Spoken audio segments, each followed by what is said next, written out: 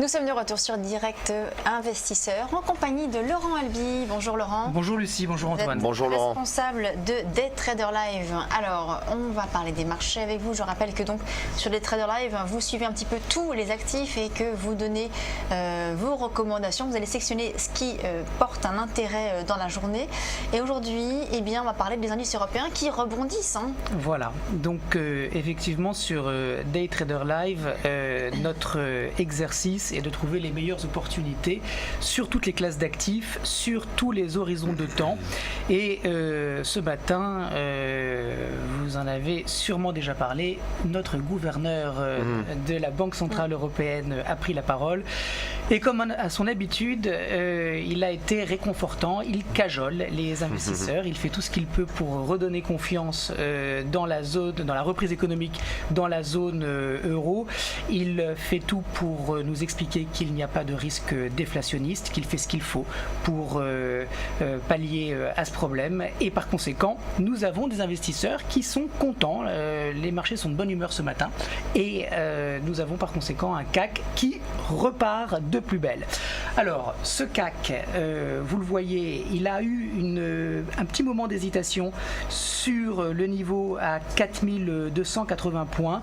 Il avait tenté une première fois de franchir cette résistance et puis on a eu un doji et puis une bougie de vente, donc ça a un petit peu décalé dans le temps la progression, mais ce matin on a des opérateurs qui sont visiblement rassurés par ce que nous dit le gouverneur de la Banque Centrale Européenne et par conséquent un CAC qui repart à la hausse. Alors le premier niveau, il est à 4334, c'est le gros niveau de support qui va faire barrage comme résistance dans les jours prochains. Bien évidemment, je ne pense pas qu'on va atteindre ce niveau dans la journée, mais on pourrait tout à fait avoir un premier test d'ici lundi ou mardi. Alors, ce test de la résistance, il va falloir le mettre en résonance avec ce qui se passe sur le S&P parce qu'on a des indices américains qui sont forts tant qu'ils resteront forts des nouveaux records hier d'ailleurs. Voilà, exactement. Donc tant qu'on a des indices américains qui restent positionnés à la hausse et qui franchissent jour après jour de nouveaux sommets, c'est porteur pour les indices européens. Le jour où il y aura de la vulnérabilité et des prises de profit sur le S&P, ça compliquera un petit peu les choses en Europe puisque nous n'anticipons pas d'avoir des indices européens qui progressent sans les indices américains. On a des indices américains, juste pour terminer sur ce sujet, qui sont très forts, mais je commence à percevoir de la vulnérabilité sur ces indices. On n'a pas du tout corrigé sur le S&P depuis la mi-octobre. Autrement dit, alors ça fait longtemps que vous nous dites ça, vous voyez de la fragilité, mais cela dit, on n'arrête pas de monter. Oui, Lucie. Ça fait longtemps que je vous dis ça, ça fait longtemps que j'ai tort. À un moment donné, vous allez avoir raison. Oui. Non, mais c'est important parce que je ne paye pas en ce moment les indices américains. Je ne suis pas positionné sur le S&P parce que pour moi, ce ne sont pas des niveaux que je peux payer. Les risques, les stops sont beaucoup trop loin. Donc, je regarde. Il fallait rentrer avant, mais maintenant, je ne peux plus le faire. Et vous avez raison de me mettre le nez dans mes propres contradictions. Mais ceci dit, je continue de percevoir de la vulnérabilité. Et si je reviens, Lucie, mardi prochain et que le S&P a baissé, je vous dirai que j'avais raison. Alors, je ne dis pas que le S&P va beaucoup baisser, mais en tout cas, il y a des prises de bénéfices qui sont légitimes et qui devraient arriver à un moment ou un autre. Il va falloir. Alors, on a eu hier un indice de la Fed de Philadelphie époustouflant. Ressorti un plus haut de 21 ans. Oui, 94, voilà. Incroyable. Voilà. Ouais. Il était attendu à 18, il est sorti à 40, je crois. Alors, il y a tout un débat chez les économistes, c'est pas le sujet ici, de savoir la véracité, la réalité de cette vitalité de l'économie américaine. Ça se discute. En tout cas, les chiffres sont là, les stats sont bonnes. On a eu aussi des chiffres dans l'immobilier sur tout à fait, la vente de logements neufs. La vente de logements neufs qui est ressortie à un plus haut également de plusieurs mois. Et puis le chômage qui baisse également. Voilà. Donc vraiment tous les voyants sont au vert aux États-Unis, ce qui fait que ça ne baisse pas justement. justement. Exactement. Voilà. Donc je souris parce que c'est tellement étonnant comme situation que moi ça me fait un petit peu peur. Enfin c'est personnel. En tout cas voilà. Et puis en plus on va rentrer dans une période tout de même de fin d'année où généralement traditionnellement les marchés sont haussiers. Donc la saisonnalité est bonne. La saisonnalité est bonne pour atteindre encore de nouveaux plus hauts jusqu'à la fin de l'année. Voilà. Et pourquoi pas donc un retournement en début d'année prochaine. Oui. Et alors il y a encore un autre argument à ça qui plaide pour les bulles, c'est que sur le S&P on a eu une reprise technique phénoménale qui a laissé beaucoup de gérants sur le côté qui l'avaient pas vu venir, qui s'étaient hedgés et qui ont vu ce marché reprendre et qui du coup maintenant essayent de raccrocher les wagons et essayent de profiter, payent en ce moment parce qu'ils ont raté justement la première partie. Donc on a beaucoup de cash qui arrive sur les marchés et ça explique aussi peut-être cette tenue ahurissante du S&P. Personne ne prend ses profits pour le moment. Les investisseurs continuent de surenchérir. C'est assez inhabituel comme situation. En tout cas voilà, les indices européens eux en profitent. Alors on a le CAC sous les yeux qui est toujours beaucoup plus mou que son cousin allemand, le DAX. Alors le DAX également rebondit. Voilà, donc le DAX rebondit de manière beaucoup plus franche puisqu'il a franchi sa résistance. Le CAC, lui, est toujours sous les 4275 points. Mais bon, on devrait, à mon avis, les franchir, ces 4275 points, et rallier 4334. Je pense qu'il serait opportun de prendre en tout cas une partie de bénéfice sur 4334 points parce qu'on a quand même excusez-moi, un gros barrage, vous le voyez ici.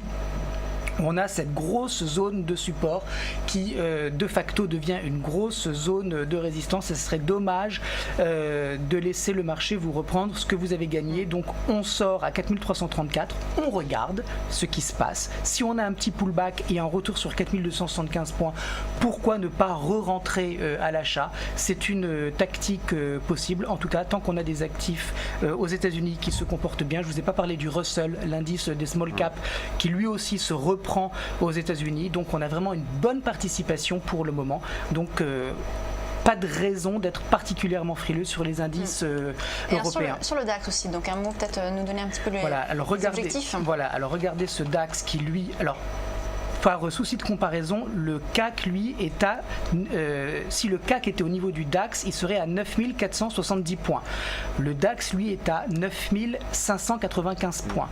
Donc on a un DAX qui est déjà arrivé sur le niveau de résistance dont je vous parlais sur le CAC. Donc on va voir si le DAX est en mesure de franchir ou pas aujourd'hui. Il a déjà bien progressé. Gap haussier sous la résistance. Je pense que le DAX devrait continuer de progresser. Mais du coup, je suis plus enclin à ouvrir une position sur le CAC avec un effet rattrapage plutôt que de rentrer sur le DAX qui lui déjà est sur une résistance. Donc DAX et CAC, même combat, mais peut-être avec pour une fois une petite préférence pour le CAC parce qu'il est un petit peu en retard et par conséquent il pourrait profiter de l'embellie. Puis un dernier point par rapport au CAC, c'est que il est fortement pondéré avec des valeurs bancaires et ce que dit Mario Draghi bien évidemment a une incidence sur les banques. Par conséquent un CAC qui pourrait être mieux positionné, en tout cas qui a encore plus de potentiel haussier que le DAX qui lui est déjà arrivé à un niveau pour jouer cette hausse. Alors on va parler maintenant du pétrole. Qu'est-ce qu'on peut dire et comment on peut jouer le pétrole?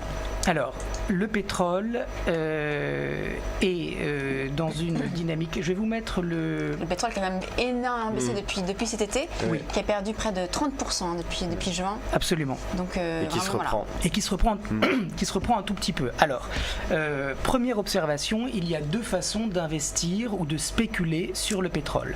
La première, c'est en étant sur le WTI, c'est-à-dire le baril américain. Et la deuxième façon, c'est d'être sur le Brent, baril de la mer du Nord.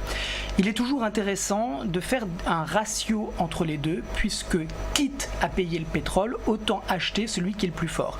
Vous ne l'avez pas à l'écran, mais si on fait un ratio du Brent et du crude, autrement dit, on met le Brent au numérateur et le crude au dénominateur, on voit un ratio qui décroît.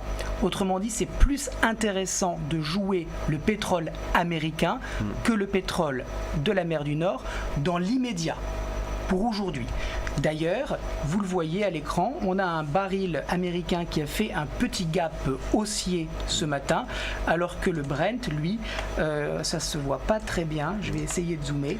Il est encore confiné sous sa zone de résistance et il y a un petit gap intraday, mais pas aussi franc que Donc, Laurent, vous nous dites que le crude, c'est-à-dire le pétrole américain, est plus fort que le pétrole Brent de la mer du Nord. Exactement. Le pétrole, c'est ça, le baril américain est plus fort que le Brent et par conséquent, c'est celui-là qui, à mon sens, doit être joué si on veut rentrer à l'achat. Si au contraire, on est baissier sur le pétrole, il vaut mieux shorter le Brent qui rebondit moins que le crude.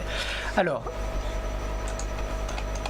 je vais essayer... Donc selon vous, malgré cette forte baisse qui est intervenue, comme l'a dit Lucie, depuis quelques mois, depuis juin, et représentant une baisse de 30%, on peut jouer un petit retournement là sur quelques séances et donc être à contre-tendance et jouer la hausse. Oui, alors...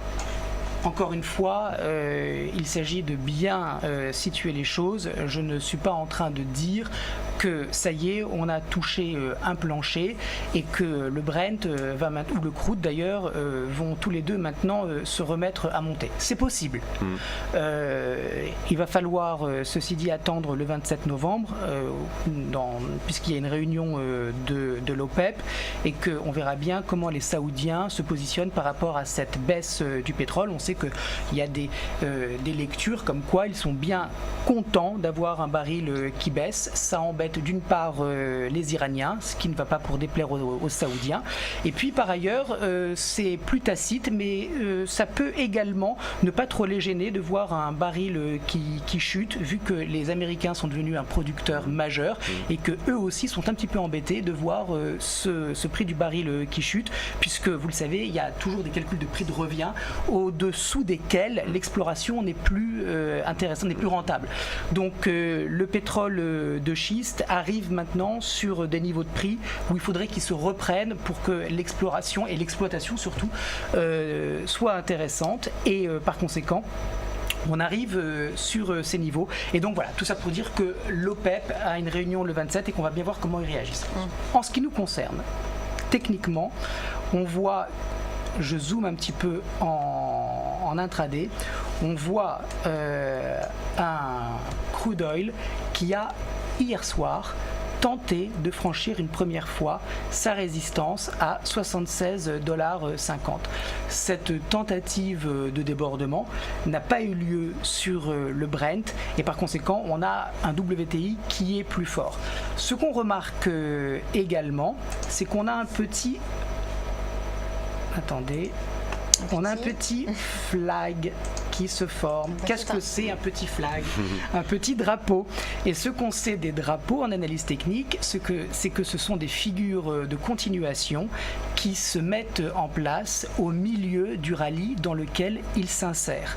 Autrement dit, si on fait une projection de cette première partie de rallye et qu'on la projette à partir du flag, vous voyez qu'on a un objectif de prix vers les 78,80$, 79$.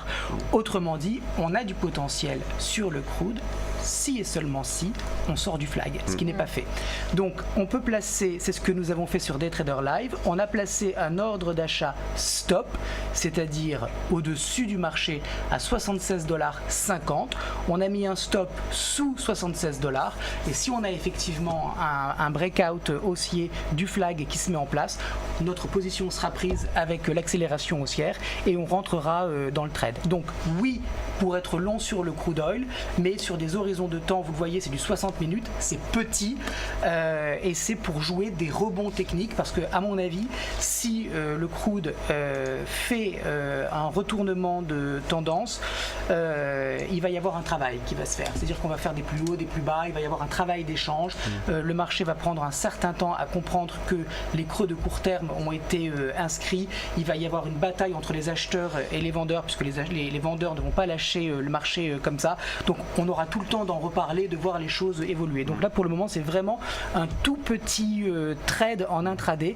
J'aimerais juste pour terminer sur ce sujet vous signaler que c'est la première fois depuis le mois de juillet que le crude fait un gap haussier.